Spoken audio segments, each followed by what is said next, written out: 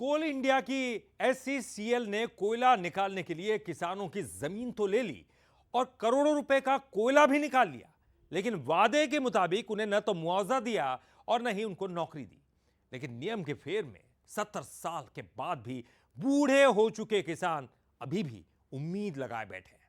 ये रिपोर्ट देखिए। कपकपाते हाथों में उम्मीद का आवेदन लेकर खड़े बूढ़े हो चुके लोग, ये वो किसान हैं जिन्होंने अपनी जवानी के दौर में कोल इंडिया की एससीसीएल को अपनी जमीन कोयला निकालने के लिए दी थी।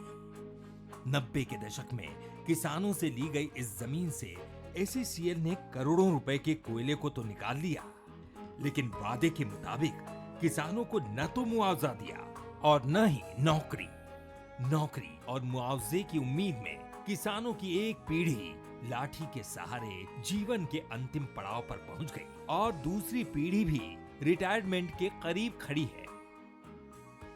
एससीसीएल ने सुहागपुर में कोयला निकालने के लिए जमीन ली। 47 किसानों की 100 हेक्टेयर जमीन का अधिग्रहण, जमीन के बदले मुआवजे और नौकरी का नोटिस दिया। 70 साल के बाद भी किसानों को न नौकरी और न ही मुआवजा मिला।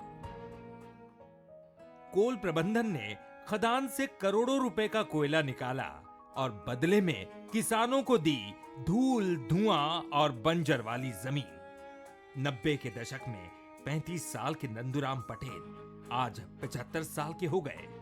अब उसकी जगह उसका 37 साल का बेटा दीपक पटेल हाथ में फाइल लेकर नौकरी और मुआवजे की आस में अन्य किसानों के साथ कोल इंडिया के कार्यालय और नेताओं के घरों की देहरी नाप रहा है। उम्र 35-36 साल का था जब एससीसीएल ने मेरा जमीन ले लिया था।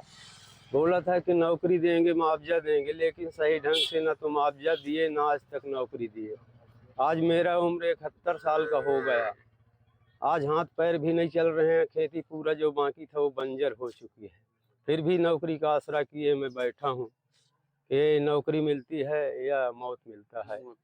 अब उस समय पर नियम था, डिसमिल में हमारे लोगों का 70 डिसमिल फंसा था और उस बीच में बोले थे कि नौकरी देंगे सर, लेकिन कालरी का नियम हम तो जानते नहीं कि क्या कैसा है और आज तक हमको बेवकूफ़ बनाया गया और आज तक नहीं मिला सर। हमारे पिताजी भी गुजर गए, अब हम तो बच्चे हैं सर, अब यही कागज लिए घूम रहे हैं। इतने साल बीत जाने के बाद भी किसानों की समस्या से न तो प्रबंधन को कोई सरोकार है और न ही अधिकारी इस तरफ ध्यान दे रहे हैं और नियम के फेर में लटका किसान अपने आप को ठगा महसूस कर रहा है।